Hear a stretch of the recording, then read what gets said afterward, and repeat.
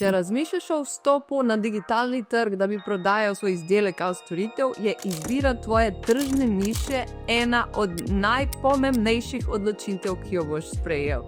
Če tukaj zgrešiš, lahko narediš vse naprej prav, pa ne bo delovalo. Ne boš rasel toliko, kakor misliš, da bi lahko. Dobra novica je, da obstaja metoda, da potrdiš svojo tržno nišo, preden vanjo vložiš čas in denar. In to je to, kar bomo danes videli v tem videu. Najprej uskladimo nekaj točk. Noben trg ni neskončen. Vsak trg ima strop. Saj so nekateri veliko večji od drugih, naprimer zdravje, ogromna niša, od zdrave prehrane do fitnesa in tako naprej. Finance so pa tudi velika niša, denar, dodaten zaslužek, vse to. Materinstvo je tudi primer ogromne niše, saj se vedno rojevajo otroci. Zdaj za primer majhne niše, jaz naprimer poznam nekoga, ki ima tečaj za tiste, ki želijo postati diplomati tukaj v Braziliji. Lej, nas je 200 milijonov prebivalcev in letno samo pa 5000 ljudi sploh prova delati ta izpit za diplomate. Tako da to je res mikroniša.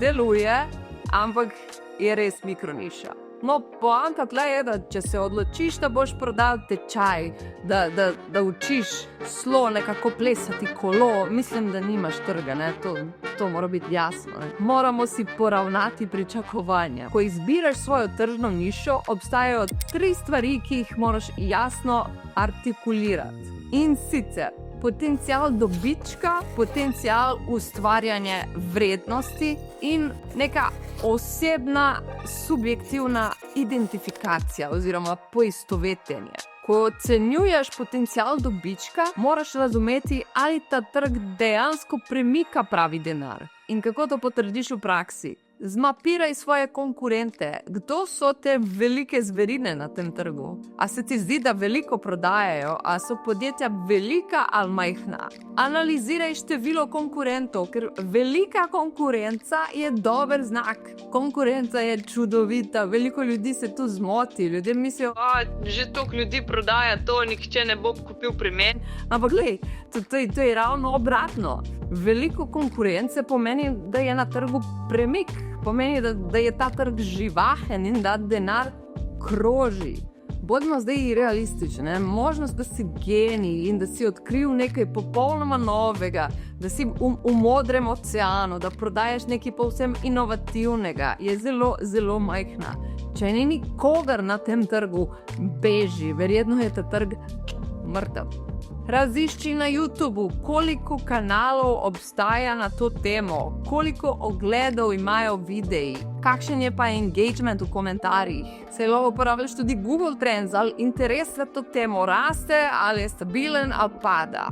Če gre za profesionalno nišo, recimo odvetniki, nutricionisti, psihologi, koliko registriranih strokovnjakov obstaja sploh v državi? Če veliko ljudi prodaja, pomeni, da veliko ljudi tudi kupuje, tako preprosto.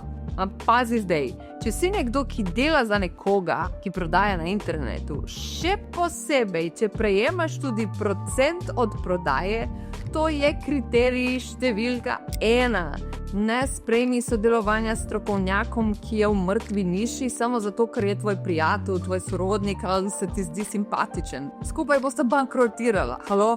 Ko govoriš o potencialu za ustvarjanje vrednosti, to je očitno, ampak je treba povedati. Moraš se vprašati, v čem ima moje znanje največji učinek? Na katerem trgu sem jaz res cenjen? V čem imam znanje in izkušnje, da učim? Tvoja idealna niša je običajno povezana s tvojo izobrazbo, z izkušnjami in znanjem. Ne pomaga, da si recimo računovodja in hočeš prodajati tečaj o ljubezenskih odnosih samo zato, ker pač prinaša denar. Zato ti itak manjka strokovna podlaga. Vem, da je to čisto očitno, sliši se ampak čudil bi se, koliko ljudi skače sem pa tja glede tega. Zdaj, če delaš za nekoga, ki prodaja na internetu, moraš narediti to isto analizo za osebo, za katero delaš. A ta strokovnjak res ve, o čem govori? A je njegovo znanje globoko ali plitko? A je didaktičen A zna prenesti znanje iz sebe v drugega, a ima privlačno komunikacijo in osebnost. Ne rabi biti influencer, ampak mora imeti karizmo, ne sme biti dolgčasen. In pozor, veliko ljudi na internetu trdi, da zna, ampak v ključnem trenutku je to ocean znanja z globino enega palca. Če delaš s takim strokovnjakom, boš pa noro trpel. Izdelek ne bo prinesel rezultatov, ne bo priporočil, ne bo testimonialov, ne bo rasti sploh. Zato vedno preveri 3 lastnosti pravega strokovnjaka.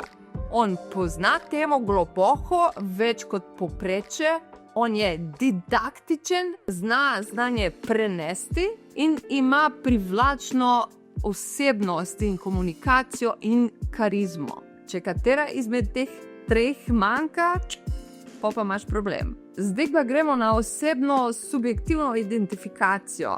To je sicer ključno, ampak mnogi to čisto ignorirajo, ker mislijo, to ni pomembno. Pa poslušajte, ti boš živel v tem ves čas. Dnevno boš delal z bolečinami tega občinstva. To ti bo sesalo energijo. Če se ne poistovetiš s svojo nišo, boš zgorel. Poglej svoje vrednote, bodi iskren, integriteta je pomembna. Ne ostajajo v niši samo zaradi denarja, to bo šlo narobe. A res verjameš v ta trg, v ta izdelek? A res prinaša rezultat? A pa je v konfliktu s tvojimi vrednotami? Zdaj pa preidemo na najbolj sočen del videa. Pripravila sem ti brezplačnega asistenta v ChatGPT-ju, ki bo naredil analizo tvoje tržne niše na podlagi metode 10 vprašanj iz knjige tega velikega imena, in sicer Josh Kaufman. 10 načinov, kako potrditi tržno nišo. Tle piše. GPT najdeš tle v opisu videa. Za vsako vprašanje bo podal oceno do 0 do 10. 0 pa pomeni zelo malo, 10 pa zelo. Nujnost. Kako močno ljudje iščejo rešitve na tem trgu. Velikost. Koliko ljudi potrebuje rešitev, ki jo ponujaš. Cenovni potencial. Koliko so ljudi pripravljeni plačati za rešitev. Stroški pridobivanja strank. Kako poceni oziroma lahko je dobiti nove stranke. Stroški zagotavljanja vrednosti. Kako enostavno je ustvarjati in dostaviti izdelek. Ekskluzivnost. Koliko bodo stranke cenile, da je tvoj izdelek res poseben. Hitrost vstopa na trg. Kako hitro lahko greš iz ideje do prodaje. Začetna naložba. Kako dostopna je začetna investicija. Možnost prodaje večkrat isti stranki. A lahko isti osebi prodaš večkrat. Izdelek z dolgoročnim dobičkom. Koliko lahko tvoj izdelek prinaša trajni dohodek? Če je tvoja ocena nad 75, potem je niša obetavna. Če je pa tvoja ocena med 50 in 75, imaš povprečen potencial dobička, vendar je podjetje sposobno preživeti. Če je tvoja ocena pod 50, pa verjetno ni vredno truda. Zdaj, ko si se naučil interpretirati te podatke, moram pa razjasniti eno stvar. Majhna niša ne pomeni nujno slaba niša. Še vedno lahko dobro zaslužiš, dokler postaviš prave strategije. Prilagoditi boš moral cene, ponudbo izdelkov, model prodaje. Ta oseba, ki sem jo prej omenila, ki prodaja tečaj za bodoče diplomate, ona ustvari 7-mestne prihodke letno. Ključni pojem tukaj je uskladitev pričakovanj. Enostavno je potrebno analizirati kontekst in razumeti, kaj je sploh izvedljivo. Zdaj pa, če si že dosegel limit zaslužka, kako veš, da si res izpraznil potencial niše ali je problem nekje drugje? Odgovori iskreno. A si že zmapiral vse konkurente in opazil, da nihče ne presega določene točke? Si večkrat izčrpal svojo bazo strank in pridobivanje novih je zelo počasno. A si že poskušal razširiti na druge regije, na druge države, pa ni delovalo? a so stroške pridobivanja strank absurdno visoke in se ne izplača več. A si uporabil metodo 10 vprašanj in si dobil manj kot 50 točk? Če si na večino odgovoril da, verjetno je težava v niši. Kot podjetnik si moraš jasno priznati, če nekaj ne raste, propada. Če si že poskusil vse, prilagodil strategije, povečal naložbo, izboljšal izdelek in posel vseeno ne raste. Čas je za težko, a pametno odločitev.